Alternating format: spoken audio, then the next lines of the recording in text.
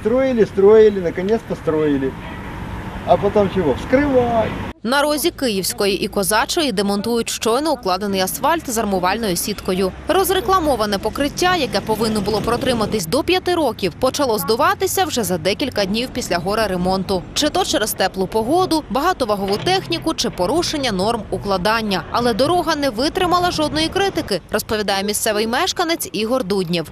Лопнувший був і ходив вот так, як на болоті, трава. Це він поскаржився до обласного управління і домігся, щоб асфальт переробили. Я позвонил в область, в Чернигов.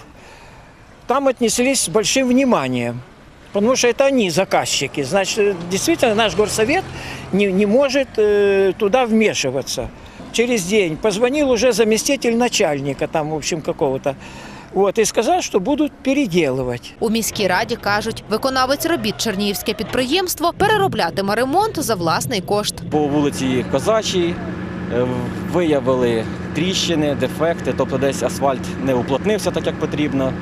В зв'язку з цим технічним наглядом було прийнято рішення і вказано підряднику на те, що ці роботи необхідно переробити за власний рахунок.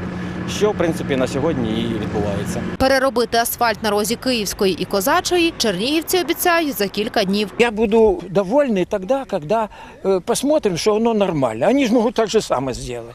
Ну, конечно, многие сомневались, что нет, но Чернигов слово держит.